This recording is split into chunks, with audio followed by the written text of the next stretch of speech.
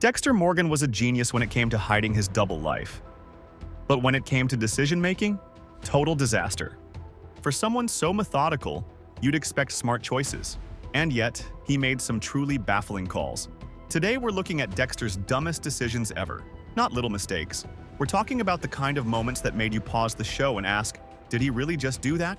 These are the 7 times Dexter almost lost everything because he thought he was in control. Spoiler, he wasn't. Let's start with dumb decision 1. When Dexter finally had Arthur Mitchell cornered, he did something unthinkable. Instead of ending it right then and there, he saved him. Not out of compassion, not because of some last-minute moral crisis. Nope, because he wanted to kill him properly, with plastic wrap, a clean table, tools perfectly arranged, and just the right lighting. You know, like a true perfectionist. But while Dexter was busy planning his Instagram-worthy ritual, Trinity was already planning something else entirely, Rita's murder. And let's be honest, Dexter knew who he was dealing with. Trinity wasn't some reckless amateur. He was a precise, cold sociopath who had been killing in cycles for decades, all while playing the role of loving husband and father. A walking red flag with a mortgage. That should have been reason enough to act fast. But Dexter's obsession with doing it right gave Trinity just enough time to go back to Miami and destroy everything. What makes this so tragic isn't just that Rita died, it's how symbolic the whole thing became. Trinity didn't just kill her, he left baby Harrison crying in a pool of blood, perfectly mirroring Dexter's own origin story. The message was brutal. You're not as in control as you think. In that moment, Dexter wasn't thinking like a father. He was thinking like a lab technician trying to follow a protocol. And that cold detachment, valuing ritual over reality, cost him the one thing he never thought he'd lose, his chance at a normal family. So here's the real question. Would you wait for the perfect moment to take out a monster like Trinity? Or would you pull the plug before everything you love ends up in pieces? Then we have dumb decision number 2. Trying to change might seem noble. But in Dexter's world, trying to be a better person usually meant someone ended up in a body bag. And when he decided to spare Oliver Saxon, arguably one of the most sadistic killers he ever faced, it wasn't growth. It was a full-on system failure. Instead of sticking to the code, Dexter suddenly had a moral epiphany and thought, you know what? Let's try due process. Spoiler, it did not go well. Saxon wasn't some misunderstood criminal. This man was the definition of a walking red alert. Calculated, vengeful, already responsible for multiple murders, including ones that hit painfully close to home. He wasn't just dangerous, he was personal. Yet Dexter, out of nowhere, decided to play the role of reformed citizen. He handed him over to Deborah, as if that one gesture would somehow redeem everything. What he got in return?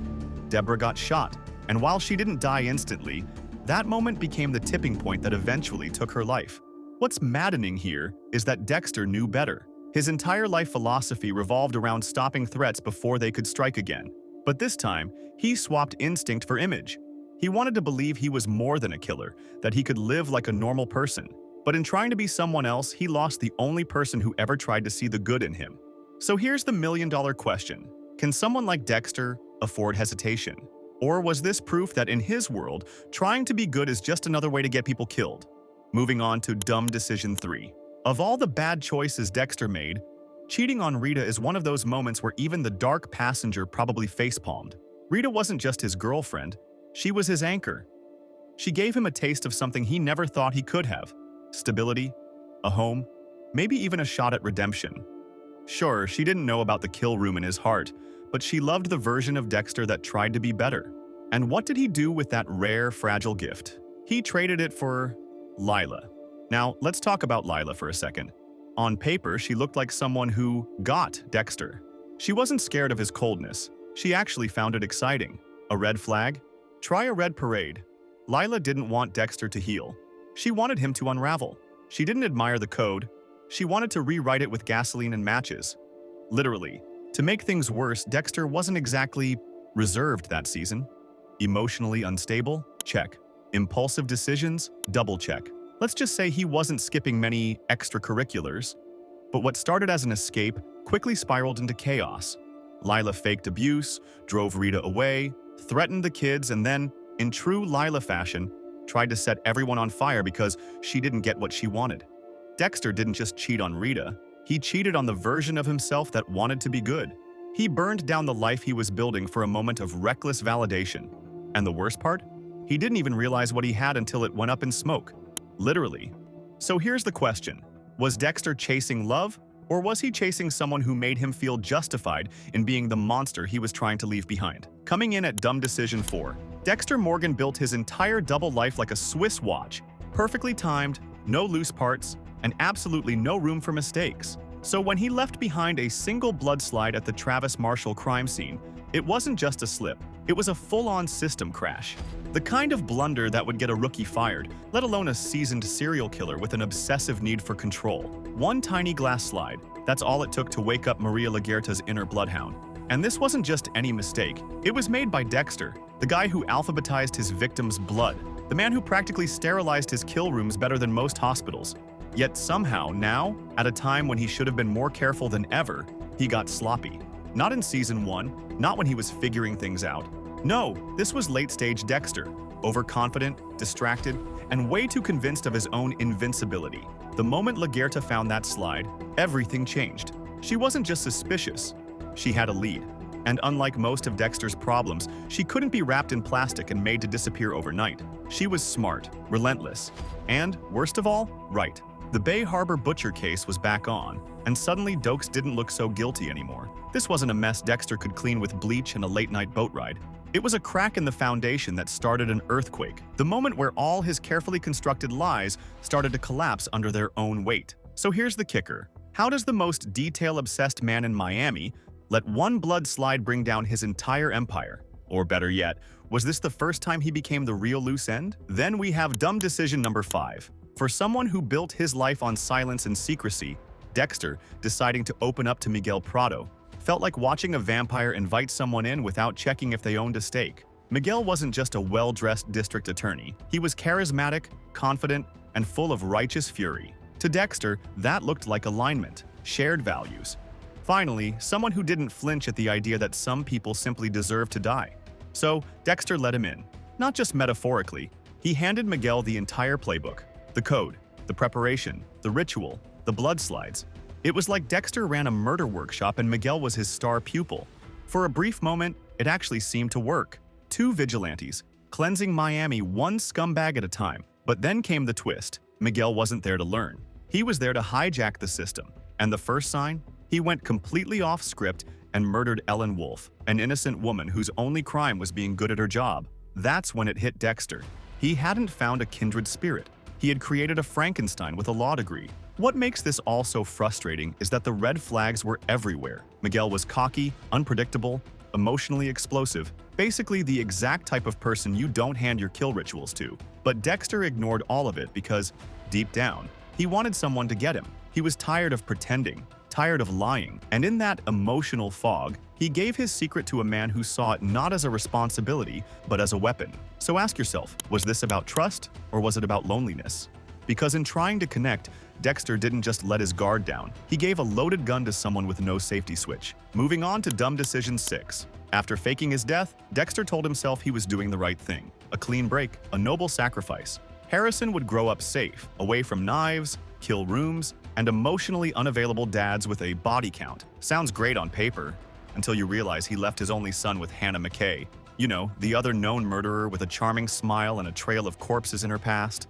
Let's be honest, Hannah wasn't exactly the poster child for stability. At the time, she was a fugitive on the run, actively avoiding law enforcement, and not exactly leading a Pinterest-worthy home life. And Dexter knew that. He didn't leave Harrison with a loving, capable guardian. He passed him off to someone just as morally flexible as he was, because facing the challenges of fatherhood, that would have meant confronting everything he'd spent years avoiding: accountability, vulnerability, and long-term emotional investment. This wasn't about love. It wasn't about giving Harrison a better future. It was about Dexter running from responsibility, from grief, and from the mess he'd made.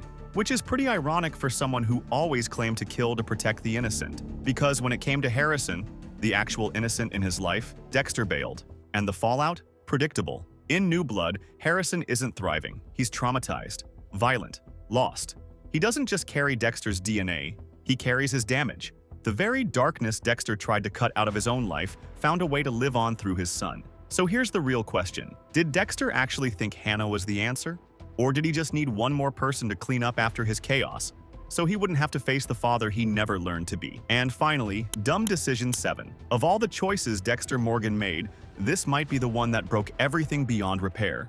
Not because it was the bloodiest, not because it risked exposure, but because it cost him the last piece of his own humanity. When Maria Laguerta uncovered the truth that Dexter was the Bay Harbor butcher, she didn't come at him with rage. She came with a case file, cold facts, hard evidence. She acted not out of revenge, but out of duty. And in response, Dexter didn't stop her himself. He made Deborah choose. Let that sink in.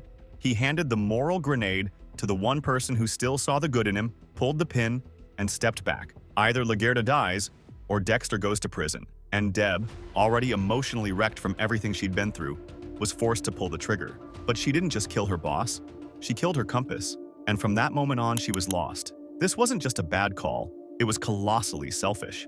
Dexter, who always claimed to protect the people he loved, handed the psychological burden of murder to the one person he should have been protecting. And the cost was devastating. Deborah spiraled.